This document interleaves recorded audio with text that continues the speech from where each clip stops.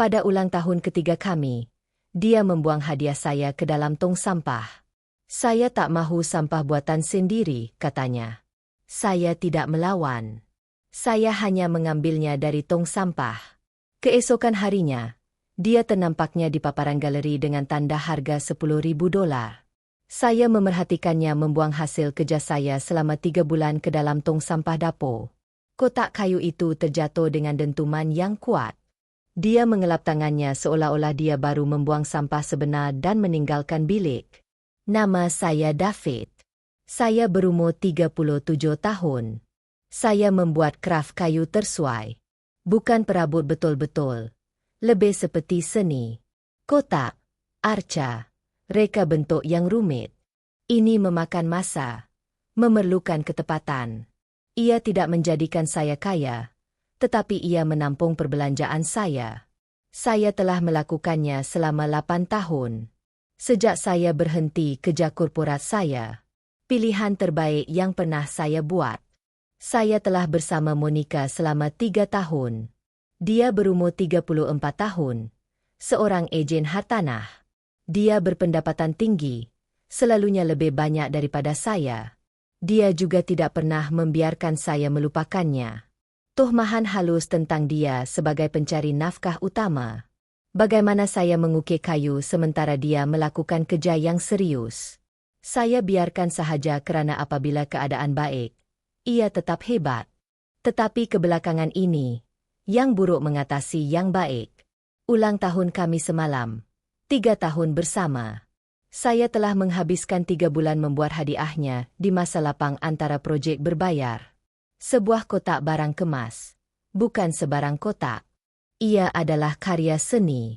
Walnut dengan tatahan mapli, corak ukiran tangan, sambungan yang begitu tepat sehingga Anda tidak dapat menyelitkan sehelai rambut pun di antaranya, petak tersembunyi, penutup magnet, jenis barang yang mengambil masa ratusan jam selama berbulan-bulan untuk disempurnakan. Saya menghadiahkannya kepadanya semasa makan malam buatan sendiri, memasak hidangan kegemarannya, menyalakan lilin, keseluruhan persediaan. Dia membukanya dan merenung.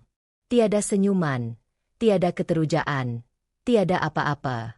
Dia bertanya apakah itu. Saya menjelaskan ia adalah kotak barang kemas untuk koleksinya. Dia memiliki banyak barang kemas mewah. Saya fikir dia akan menghargai sesuatu yang dibuat dengan tangan untuk menyimpannya, sesuatu yang unik. Dia mengetepikannya dan berkata dia menjangkakan gelang yang ditunjukkannya bulan lepas, yang dari Tiffany S dengan harga $1.000. Saya beritahunya saya tidak mampu membelinya sekarang. Kerja agak perlahan. Dia mengambil kotak itu sekali lagi, memeriksanya seolah-olah ia adalah barangan yang cacat, dan berkata dia tidak mahu sampah buatan sendiri. Kemudian dia berdiri, berjalan ke dapur dan membuangnya ke dalam tong sampah. Saya duduk di sana tercengang, tidak menjerit, tidak membantah, hanya memproses apa yang berlaku. 3 bulan usaha, beratus-ratus jam di dalam tong sampah kerana ia bukan dari Tiffany S. Saya bangun, pergi ke dapur, dan mengeluarkan kotak itu. Ia mempunyai sedikit kesan kopi di satu tepi. Saya membersihkannya. Monica sudah berada di bilik tidur ketika itu. Saya terdengar dia bercakap di telefon bersama rakannya, Tera, mengadu tentang ulang tahun perkahwinannya yang mengecewakan, mengejek sampah buatan sendiri yang cuba dianggap oleh teman lelakinya sebagai hadiah. Saya membalut kotak itu dengan pembalut gelembung dan memasukkannya ke dalam trak saya. Masuk semula ke dalam. Monica masih bercakap di telefon. Saya kata saya akan keluar. Dia melambai saya tanpa memandang. Saya memandu ke Galeri Hendrik di pusat bandar. Saya telah bekerja dengan Patricia, pemiliknya, selama 2 tahun. Menjual beberapa keping yang lebih kecil melaluinya. Dia meminta lebih banyak stok, tetapi saya fokus pada pesanan tersuai. Kami mempunyai perjanjian konsainan standar, 50 hingga 50 pecahan. Syarat yang adil. Patricia sedang berkunci ketika saya tiba. Dia tetap membenarkan saya masuk. Saya membuka bungkusan kotak itu dan meletakkannya di kaunternya. Dia memakai cermin matanya dan menelitinya. Diam selama beberapa menit, memeriksa setiap perincian, setiap sambungan, setiap tatahan. Dia membukanya, menemui petak tersembunyi, menguji penutup magnet. Akhirnya, dia memandang saya dan bertanya di mana saya menyembunyikan karya berkaliber ini. Saya kata saya selalu melakukannya. Dia cuma tidak melihat karya terbaik saya. Yang ini sepatutnya menjadi hadiah. Tidak berjaya. Dia bertanya sama ada ia untuk dijual. Saya kata sudah dijual sekarang. Dia meletakkannya dengan lembut dan berkata dia perlu membuat kajian. Tetapi nalurinya memberitahunya bahawa ini layak untuk galeri. Kualiti galeri sebenar. Dia pernah berurusan dengan karya yang serupa sebelum ini, mengetahui pasaran. Kemungkinan besar boleh menjualnya dengan harga $8,000 hingga $10,000 jika harganya berpatutan. Mungkin lebih kepada pembeli yang tepat. Saya pasti kelihatan terkejut kerana dia menjelaskan bahawa mutu kerja tangan ini luar biasa. Tatahannya sahaja sudah grade museum. Dia mempunyai pengumpul yang pakar dalam kerja kayu yang halus. Dia mahu mengambil gambarnya dengan betul, menilainya, dan mempamerkannya di tingkap hadapan. Ia akan mengambil masa beberapa hari untuk disediakan. Saya menyuruhnya meneruskan. Kami mengemas kini perjanjian konsainan kami untuk barang ini. Dia akan menanggung insuran semasa ia berada di bawah jagaannya. Saya mendapat separuh harga jualan. Terma standard. Saya memandu pulang dengan perasaan sesuatu yang baharu. Bukan kemarahan, bukan kesedihan, hanya kejelasan. Seperti semuanya berjalan lancar. Monika sedang tidur ketika saya kembali atau berpura-pura tidur. Saya tidak kisah sama ada begitu. Saya tidur di bilik tetamu. Keesokan paginya, saya pergi ke bengkel saya awal. Ada projek pelanggan yang perlu disiapkan. Monika pergi bekerja tanpa sepatah kata pun. Saya terdengar keretanya bertolak sekitar jam 8. Sepanjang 2 hari berikutnya, Patricia mengendalikan logistik, foto profesional, laporan keadaan, rekod asal. Dia meminta penilai menilai. Dia menyokong anggaran awalnya. Barang yang serupa telah dijual dengan harga $8,000 hingga $12,000 di lelongan. Dia menyenaraikannya dengan harga $10,500. Pada hari Khamis, 3 hari selepas saya membawanya masuk, Patricia menelepon. Kotak itu kini berada di tingkap hadapannya. Penempatan yang sempurna, pencahayaan yang sempurna, tanda harga kelihatan. Dia sudah mempunyai 2 pertanyaan serius. Seorang pengumpul akan kembali pada hari Sabtu untuk melihat dengan lebih dekat. Saya mengucapkan terima kasih dan kembali bekerja. Tidak begitu memikirkannya sehingga petang Jumaat apabila telefon saya rosak. 8 panggilan terlepas daripada Monika. 15 mesej teks. Saya membacanya. Dia telah melihat kotak itu di tingkap galeri. Pejabatnya terletak 2 blok dari Fricks. Dia pasti telah melepasinya semasa makan tengah hari. Mengenali corak tatahan serta-merta. Dia bertanya mengapa ia ada di sana. Mengapa karya seni sampah saya disenaraikan dengan harga lebih $10,000? Ini pasti satu kesilapan. Saya perlu menghubunginya dengan segera. Saya tidak menghubunginya. Menghantar 1 mesej balas. Kata sampah buatan sendiri itu menemui tempat yang lebih baik. Seseorang yang menghargai mutu kerja. Kemudian saya menyenyapkan pemberitahuannya dan menamatkan hari saya. Dia berada di laluan masuk kereta ketika saya sampai di rumah. Kereta melahu. Dia keluar ketika saya berhenti. Mukanya merah padam. Dia mula menjerit sebelum saya membuka pintu. Bertanya untuk tahu sama ada itu benar-benar kotak saya di galeri. Sama ada seseorang benar-benar sanggup membayar $10,000 untuknya. Saya kata ia mungkin terjual untuk itu. Patricia mempunyai pembeli yang berminat. Ia telah dinilai dengan betul. Nilai pasaran untuk hasil kerja itu. Riak wajah Monika berubah daripada kemarahan kepada sesuatu yang lain. Sambil mengira, dia berkata kami perlu berbincang. Kata mungkin dia bertindak balas secara berlebihan tentang hadiah itu. Ia sebenarnya menakjubkan. Dia melihatnya sekarang. Tekanan kerja telah menguasainya. Dia telah meluahkan perasaannya kepada saya. Dia menyesal. Saya bertanya sama ada dia menyesal kerana membuangnya atau menyesal kerana ia berbaloi dengan wang yang dibayar. Dia berundur. Berkata itu tidak adil. Dia benar-benar berasa bersalah. Dan memandangkan kami telah bersama selama 3 tahun, dia sepatutnya mendapat bahagian daripada jualan itu, bukan? Kami boleh pergi melancong di mana dia boleh mendapatkan gelang itu. Saya kata wang itu adalah milik saya atas usaha saya, kemahiran saya, masa saya. Saya sudah merancang penggunaannya. Bayar trak saya, naik taraf peralatan saya, simpan yang lain. Tiada satu pun daripadanya yang digunakan untuk barang kemas bagi seseorang yang merosakkan hasil kerja saya. Itu mencetuskan pertengkaran sebenar. Dia memanggil saya dengki, memanggil saya pendendam, berkata saya menghukumnya atas satu kesilapan, bahawa saya sepatutnya memberitahunya bahawa kotak itu berharga. Bagaimana dia boleh tahu? Saya menjelaskan bahawa nilai bukanlah masalahnya.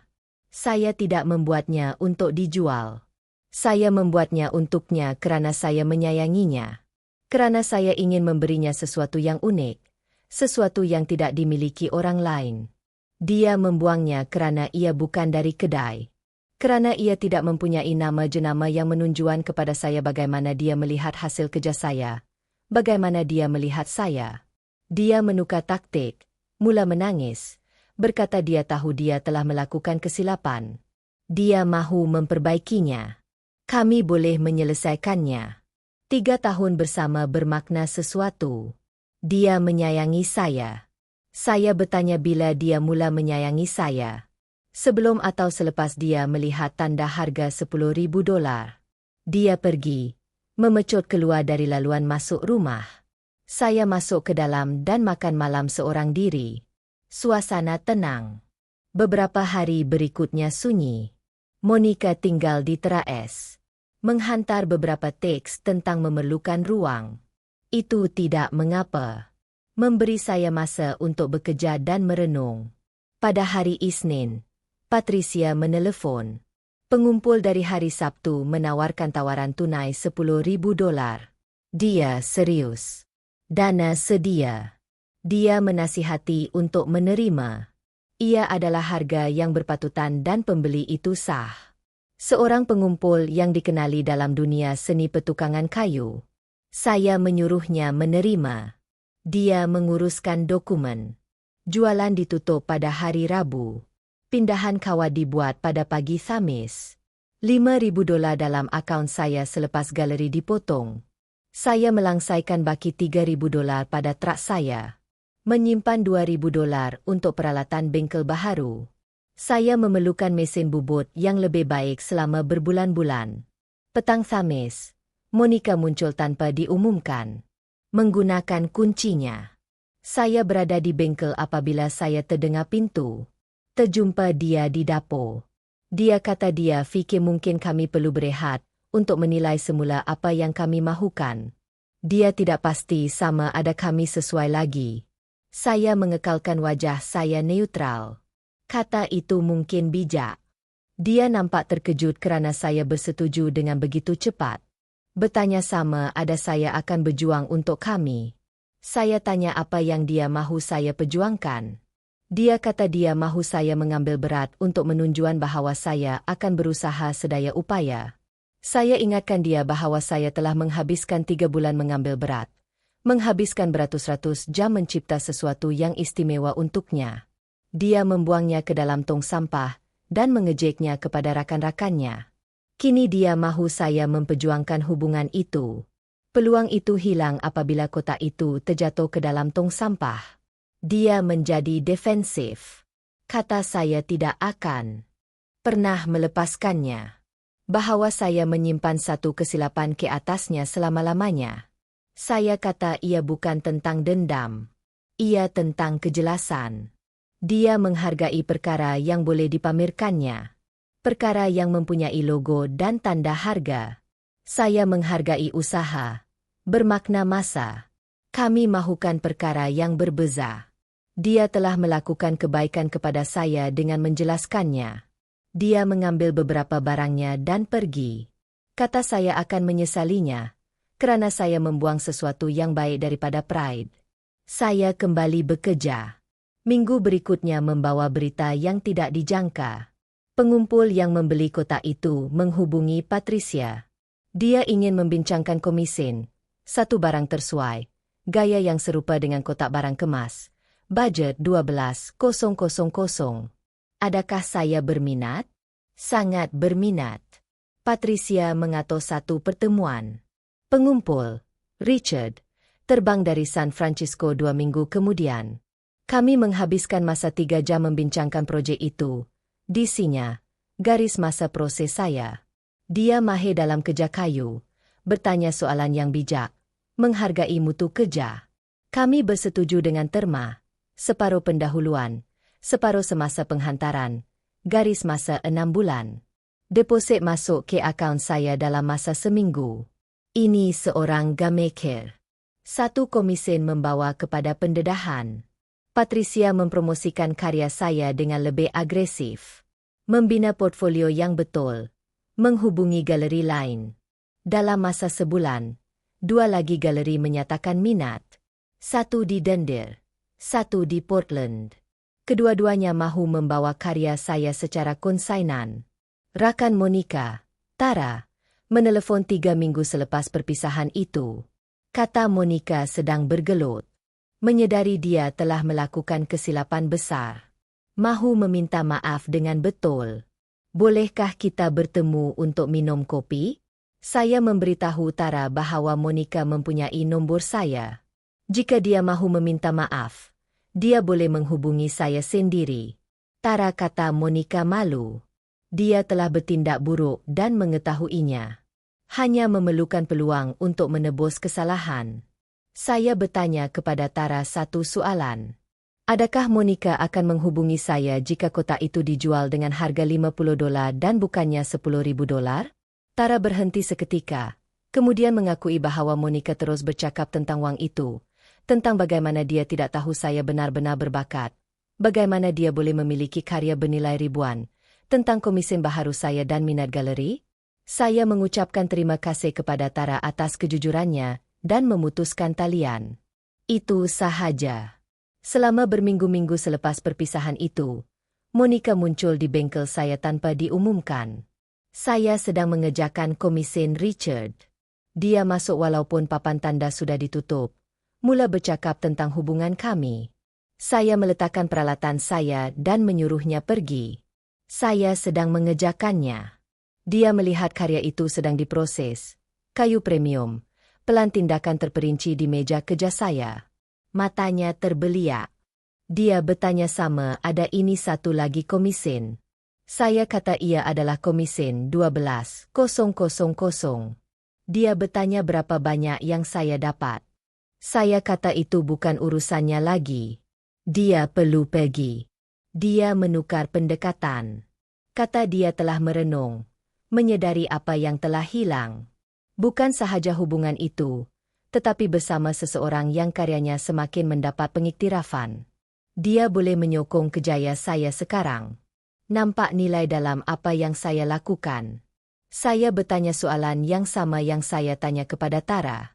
Adakah dia nampak nilai sebelum tanda harga atau selepas? Dia teragak-agak. Asyik berkata ia bukan tentang wang. Tetapi semua yang dia katakan tertumpu pada pengiktirafan, komisen, tawaran galeri. Tiada apa-apa tentang saya, tiada apa-apa tentang kami, hanya tentang apa yang akan berlaku kepada kerja saya. Saya memberitahunya bahawa kami telah berakhir selama-lamanya. Dia perlu berhenti muncul. Dia mula menangis. Kali ini air mata yang nyata. Kata dia sayang saya, bahawa dia telah melakukan kesilapan, tetapi orang ramai melakukan kesilapan. Saya tidak boleh membuang masa 3 tahun. Saya mengingatkannya bahawa dia membuang masa 3 bulan kerja saya tanpa teragak-agak. Menggelarnya sampah, ketawa mengenainya dengan rakan-rakannya. Sekarang dia mendakwa mencintai saya. Dia suka idea untuk bersama seseorang yang karyanya terjual beribu-ribu. Itu tidak sama. Dia coba memeluk saya. Saya berundur. Kata saya hantar barang-barangnya yang tinggal di terara es hujung minggu itu. Kami selesai berbual. Dia perlu pergi. Dia pergi. Saya melihat keretanya berlalu pergi, dan hanya berasa lega. 6 minggu selepas perpisahan itu, saya menyelesaikan komision Richard. Dia terbang untuk melihatnya. Dia menghabiskan masa sejam memeriksa setiap perincian.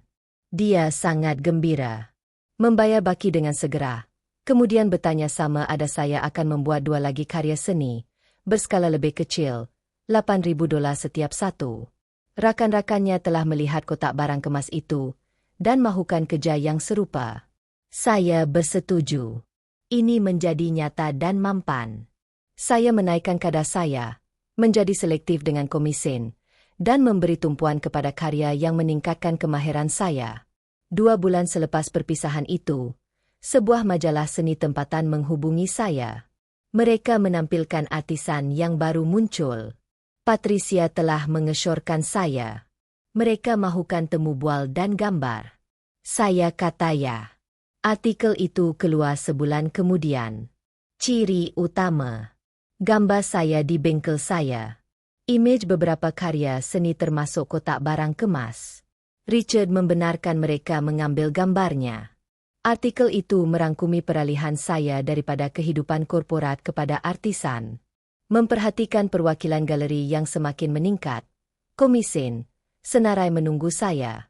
Telefon saya bergemuruh dengan pertanyaan untuk galeri baharu yang ingin bercakap. 8 permintaan komision. 2 lagi permintaan temu bual daripada penerbitan yang lebih besar. Laman web saya ranap akibat trafik. Saya terpaksa menaik taraf hosting saya. Monica menghantar pautan ke artikel itu kepada saya. Hanya 1 patah perkataan. Wah! Saya tidak membalas. 3 bulan selepas perpisahan itu, saya terserempak dengan Monica di sebuah restoran. Saya berada di sana bersama Patri. Dan bakal pelanggan. Makan malam perniagaan. Monica bersama seorang lelaki yang saya tidak kenali, lebih muda daripada saya, memakai sut. Dia segera perasan saya. Saya mengangguk sopan dan kembali kepada perbualan saya. Walau bagaimanapun, saya memerhatikannya. Dia terus menjeling, bercakap dengan teman kencannya, tetapi memerhatikan saya. Dia meminta diri pada satu ketika, menuju ke tandas. Saya juga perlu menggunakan tandas. Di lorong, dia sedang menunggu. Bertanya kabar saya. Saya kata saya baik-baik saja. Perniagaannya kukuh. Dia menyebut artikel itu. Kata dia gembira untuk saya. Malah bangga. Saya mengucapkan terima kasih dan cuba berlalu. Dia sedikit menghalang jalan saya. Kata dia sedang bertemu dengan seseorang yang baru. Tetapi ia tidak serius. Dia masih memikirkan saya. Tentang kami. Tertanya-tanya jika kami boleh bercakap. Benar-benar bercakap. Saya kata saya gembira dia sudah melupakannya. Saya sudah mempunyai 2 orang. Dia bertanya sama ada saya sedang berpacaran. Saya kata itu tidak relevan. Apa yang penting ialah apa yang telah saya pelajari daripada hubungan kami. Saya telah belajar untuk tidak mengabaikan tanda-tanda amaran, tidak kekal bersama seseorang yang tidak menghormati kemahiran atau masa saya. Dia mengajar saya perkara itu dengan jelas. Saya bersyukur. Wajahnya muram. Dia bertanya sama ada saya akan memaafkannya. Saya berkata tiada apa yang perlu dimaafkan. Dia telah menunjukkan kepada saya siapa dia. Saya mempercayainya. Kami berdua telah melupakannya. Saya mendoakan yang terbaik untuknya. Saya berjalan ke tandas. Apabila saya kembali, dia sudah tiada. Teman-temannya duduk bersendirian. Dengan kelihatan keliru, saya kembali ke meja saya dan memperoleh komision 15,000 dengan pelanggan saya. Selama berbulan-bulan selepas perpisahan itu, saya membuka studio saya sendiri. Ruang kecil, sebahagian bengkel, sebahagian galeri. Patricia membantu saya menyediakannya. Memberi nasihat tentang susun atau pencahayaan, pameran. Dia telah menjadi rakan dan mentor sejati. Malam pembukaan penuh sesak. Menjual 3 keping. Menempah 5 komisen baharu. Ibu bapa saya datang. Kakak saya, rakan sejati yang telah menyokong perubahan kejaya saya bertahun-tahun yang lalu. Monica muncul. Saya melihatnya di luar melalui tingkap. Dia berpakaian kemas. Kelihatan seperti dia telah berusaha. Dia berdiri di sana selama 10 menit. Hanya memerhati melalui kaca. Tidak pernah masuk. Akhirnya pergi. Itu 5 bulan yang lalu. Tidak pernah mendengar sabar daripadanya sejak itu. Perniagaan saya berkembang maju. Komisen terus datang. Richard menjadi pelanggan tetap. Kawan-kawan pengumpulnya membuatkan saya menempah untuk 8 bulan akan datang. Saya telah menaikkan harga saya 2 kali. Masih tidak dapat memenuhi permintaan. Saya telah berjumpa dengan seseorang yang baharu selama 6 minggu. Namanya Rachel. Dia seorang pustakawan. Tidak tahu apa-apa tentang kerja kayu, tetapi bertanya soalan kerana dia ingin tahu. Ingin memahami minat saya.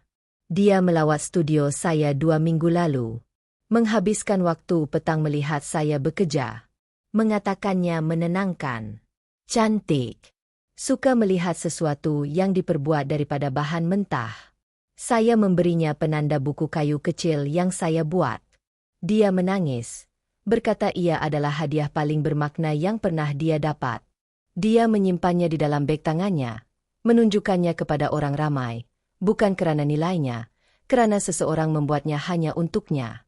Skim bezanya. Skim yang saya cari. Kotak barang kemas itu kini berada dalam koleksi peribadi Richard. Dia kadangkala menghantar gambar kepada saya, menyimpannya di bilik belajarnya, menyimpan barang kemas arwah isterinya di dalamnya, mengatakan ia mengingatkannya tentang keabadian, tentang benda-benda yang dibuat untuk bertahan lama, tentang nilai dalam kemahiran. Monica menghubungi saya untuk kali terakhir 6 bulan selepas kami menamatkan email yang panjang lebar. Memohon maaf atas segala-galanya, mengatakan dia telah berkembang, menyedari apa yang telah hilang. Bukan wang atau status, tetapi saya, hubungan kami, masa depan yang sepatutnya kami miliki. Dia seorang yang materialistik. Dia berubah. Adakah saya akan bertemu untuk minum kopi? Sekadar untuk berbual. Tiada jangkaan. Saya membaca email itu 2 kali. Kemudian memadamkannya. Sesetengah perkara tidak boleh dibaiki. Sesetengah jambatan hangus sepenuhnya. Dia membuang sesuatu yang berharga kerana dia tidak dapat melihat di sebalik permukaan kerana ia tidak mempunyai logo atau datang dari kedai yang betul. Itu mendedahkan nilai-nilainya, perwatakannya. Mungkin dia telah berubah. Mungkin tidak. Ia tidak penting lagi. Saya sedang membina sesuatu di sini. Kehidupan, kejaya, reputasi. Setiap karya yang saya cipta bermakna sesuatu, memerlukan masa, menjaga, memerlukan kemahiran. Orang yang tepat melihatnya, menghargainya, memahami bahawa makna bukanlah pada tanda harga atau jenama. Ia terletak pada masa yang dilaburkan, perhatian terhadap perincian, cinta yang dicurahkan ke dalam penciptaan. Monica bukanlah orang itu. Dia membuktikannya apabila kotak itu dibuang ke dalam tong sampah. Dan tanda harga $10,000 itu hanya pengesahan tentang apa yang telah saya ketahui. Nilai sebenar sentiasa ada. Dia tidak dapat melihatnya, tidak dapat menghargainya, tidak dapat mengenalinya. Saya boleh. Begitu juga orang yang penting. Rachel melihatnya. Richard melihatnya. Patricia melihatnya. Pengumpul yang menugaskan karya saya melihatnya. Galeri yang mewakili saya melihatnya. Itu sudah cukup. Itu segalanya.